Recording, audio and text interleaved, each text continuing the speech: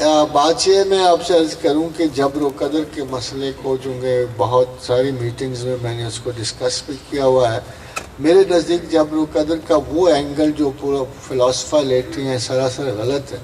میرے نزدیک جبر ایک ایسی فیوریبل سٹیٹ آف مائنڈ ہے، ہارٹ ہے، یونیورس ہے جسے خدا نے انسان کی بہتری کے لیے رکھا ہوا ہے، اور اس میں کسی قسم کے تھاٹ پروسیسز کو دخل نہیں ہے.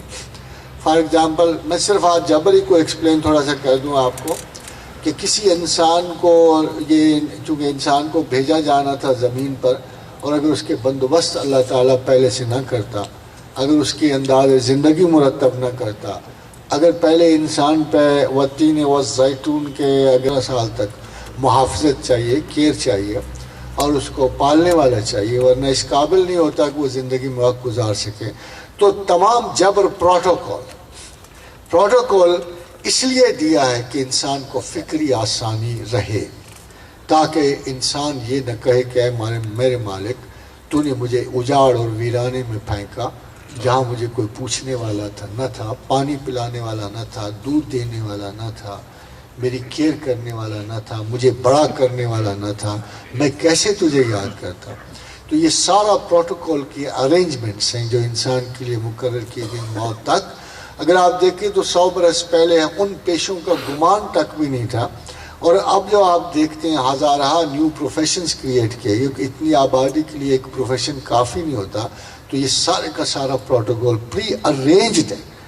اس میں آزادی صرف ایک سوال کی اللہ نے انسان کو بھیجا. جیسے ہم آج یہاں سے کسی کو لاہور بھیجیں، فلاں ہوٹل میں رہنا، پیسے لے لو، کھانا اچھا کھانا، کپڑے کے لیے بھی لے جاؤ، صندوق ساتھ لے جاؤ. ڈک چینی نے کہا تھا ہم نے الجزائر فوج بھیجی ہے، اگر ان کو سوئی کی ضرورت بھی پڑی تو ان کے بیگ میں موجود ہے. یہ لیٹر ہے، یہ ڈیلیور کرانا.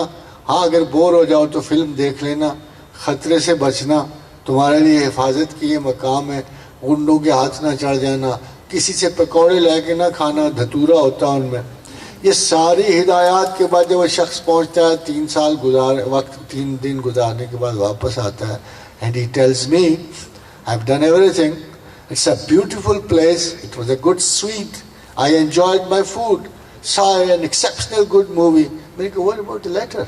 Oh sorry, I forgot to deliver. یہ پروٹوکول میں یہ جو لیٹر ہے جو آپ نے ڈیلیور کرنا، جو زندگی میں آپ لے کے آئے ہو، اور قبر کے دہانے جا کے یہ لیٹر ڈیلیور کرنا. جیسے کسی ہندو کو کہے گا من رگو کا، تو کہے گا شاید اندرا، ورونا، متھرا، برہما، شیوا، وشنو، سرسوتی، کالی، Durga, immensity of the names.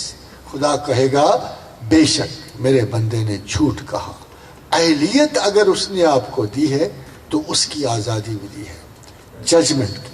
البتہ جب آپ ڈیسائیڈ کر لیتے ہو تو جو چیز آپ کی شریک حال ہوتی ہے، آپ کی بے بسی کے باوجود، آپ کی نااہلیت کے باوجود، تو پروردگار فرماتے ہیں وما توفیقی الا باللہ. پھر آپ کے ہاں توفیق شامل ہو جاتی ہے. علیہ توکلت و الیہ انیب. پھر اللہ کی طرف آپ کا رجوع اور اس کا بھروسہ شامل ہو جاتا ہے.